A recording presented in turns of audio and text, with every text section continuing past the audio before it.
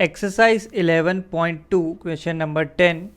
Find the angle between the following pairs of lines. तो first part दिया है, पहली लाइन इसमें है are vector equal to 2i minus 5j plus k plus lambda times 3i plus 2j plus 6k and second line है are vector equal to 7i minus 6k plus mu times i plus 2j plus 2k. तो lines vector form में given है. Vector form of a line होती है are vector is equal to a vector plus lambda times B vector, जहाँ पे ये ए vector represent करता है position vector of a point on line. ये ए वेक्टर होता है और बी वेक्टर होता है, B vector represents a vector parallel to R vector, यानी इस लाइन के पैरेलल एक वेक्टर को रिप्रेजेंट करता है बी वेक्टर. सो यहाँ पे फर्स्ट पार्ट में जो पहली लाइन है अगर हम उसे L1 कंसीडर कर लें तो L1 लाइन हो गई r vector is equal to 2i minus 5j plus k plus lambda times 3i plus 2j plus 6k. ये हो गई लाइन L1. तो vector form of a line से अगर हम बोलें तो ये line L1 3i plus 2j plus 6k के पैरेलल होने वाली है. So line L1 is parallel to, तो इसको हम B1 वेक्टर डिफाइन कर देते हैं. B1 वेक्टर की वैल्यू आ गई 3i plus 2j plus 6k. ये फर्स्ट वेक्टर के लिए हो गया. नेक्स्ट लाइन L2 की बात करें. लाइन L2 हमें गिवन है are vector is equal to 7i minus 6k cap plus mu times i cap plus 2j cap plus 2k cap. तो ये लाइन L2 हो गई. So line L2 is parallel to, तो ये किसके parallel हो जाएगी, जो म्यू के साथ टर्म लिखा हुआ है इस पैरेलल टू, तो इसे हम B2 वेक्टर बोल देते हैं. B2 वेक्टर की वैल्यू हो गई i cap plus 2j cap plus 2k cap. So हमें निकालना है angle between lines. So angle between two lines is equal to angle between their parallel lines या फिर देयर पैरेलल वेक्टर्स. सो अगर हम B1 वेक्टर और B2 वेक्टर के बीच का एंगल निकालेंगे तो वो L1 और L2 के बीच के एंगल के इक्वल होगा. सो किसी भी दो वेक्टर्स के बीच का एंगल आता है cos थीटा के फॉर्म में, तो ये बनता है डॉट प्रोडक्ट. तो डॉट प्रोडक्ट लेंगे तो B1 डॉट B2 अपॉन इन्हीं का मॉडुलस, तो B1 मॉडुलस और B2 मॉडुलस. सो ये वैल्यू बन जाएगी B1 वेक्टर, इसकी वैल्यू आ गई है 3i plus 2j plus 6k.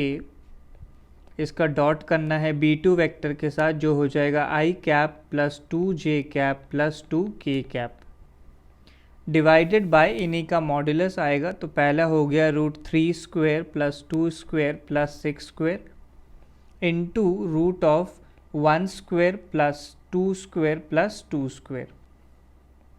सो कॉस थीटा की वैल्यू बनती है, तो ऊपर डॉट प्रोडक्ट करना है तो i को i से मल्टीप्लाई करेंगे. सो ये हो जाएगा 3 इंटू 1, नेक्स्ट 2 इंटू 2, सो हो गया 4 प्लस 6 इंटू 2, ये वैल्यू हो जाएगी 12 divided by root of, so 3 square plus 2 square plus 6 square that is 9 plus 4 हो गया 13 प्लस 36, तो 13 प्लस 36 ये वैल्यू हो जाएगी 49. तो यहाँ आ जाएगा रूट ऑफ 49.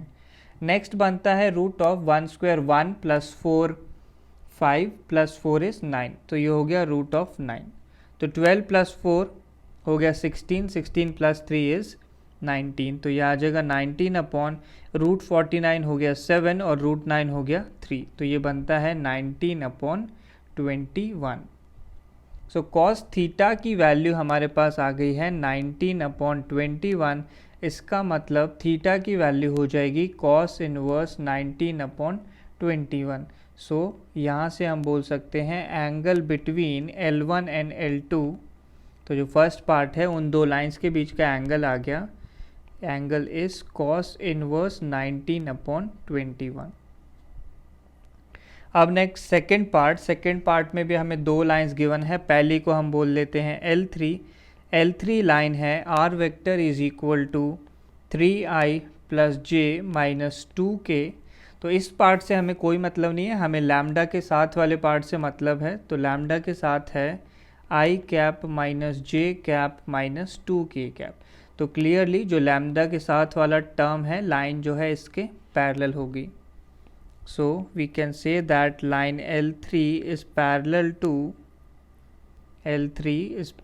टू, तो इसको हम B3 वेक्टर बोल लेते हैं। इसकी वैल्यू हो जाएगी i cap minus j cap minus 2k cap. Next L4 line given है, r vector is equal to 2i minus j cap minus 56k cap plus mu times 3i cap minus 5j cap minus 4k cap. So इस L4 में जो mu के साथ वाला term है, line उसके parallel हो जाएगी। So we can say that line L4 is parallel to B4 vector. तो B4 वेक्टर की वैल्यू हो जाएगी 3i minus 5j minus 4k। सो जैसे हमने पहले बोला था, हमें निकालना है angle between L3 and L4। तो ये किसके इक्वल होने वाला है? इनके पैरेलल वेक्टर्स के बीच के एंगल के। सो angle between B3 vectors and B4 vector. तो इसको हम कुछ cos phi डिफाइन कर देते हैं, इसकी वैल्यू हो जाएगी। तो एंगल बनता है, डॉट प्रोडक्ट लिया तो B3 dot B4 upon modulus of B3 into modulus of B4 vector. तो B3 वेक्टर बना है i cap minus j cap minus 2k cap, और इसका डॉट हमें लेना है 3i minus 5j minus 4k के साथ। ये हो जाएगा B4 वेक्टर। इन्हीं के मॉडुलस से भी डिवाइड करना है। तो पहला हो गया √1 square plus minus 1 square plus minus 2 square, और दूसरा टर्म बन जाएगा √3 square plus minus 5 square plus minus of 4 square. तो यहाँ से बनता है cos phi is equal to, तो डॉट प्रोडक्ट लेना है तो i वाले टर्म्स मल्टीप्लाई हो जाएंगे, तो 1 इंटू 3 हो जाएगा 1। नेक्स्ट j वाले टर्म्स, तो -1 इंटू -5, तो ये हो गया +5, और k वाले टर्म्स बनते हैं -2 इंटू -4, तो ये हो जाएगा +8। सो i वाला टर्म 1 इंटू 3 है, तो ये वैल्यू 3 बननी चाहिए। तो 3 + 5 + 8 अपॉन रूट ऑफ, तो पहला बनेगा 1 स्क्वायर, 1 + 1 इज 2 + 4 इज 6, तो √6, और दूसरा आ जाएगा √3 square 9 plus -5 square 25 plus 4 square is 16, तो 9 + 25 + 16, तो ये हो जाएगा 50। तो ये वैल्यू आ गई। तो 5 + 3 इज 8, 8 + 8 इज 16, तो 16 अपॉन, इन रूट्स को भी हम थोड़ा सा सिंप्लीफाई कर सकते हैं। √6 को लिख लेते हैं, ये हो गया √2 इंटू √3, और √50 को लिखा जा सकता है, ये हो गया 25 इंटू 2, तो 25 का रूट हो जाएगा 5, सो ये बन गया 5√2। सो इसको सिंप्लीफाई अगर हम करें तो ये 16 अपॉन √2 इंटू √2, ये वैल्यू 2 हो जाएगी। सो 2 इंटू 5√3, 2 से ऊपर डिवाइड कर दिया, सो cos phi की वैल्यू आ गई हमारे पास 8/5√3। सो ये हमारे पास वैल्यू आ गई, जहाँ से phi को हम बोल सकते हैं, phi हो जाएगा cos इनवर्स 8/5√3। तो ये आ गया angle between lines L3 and L4।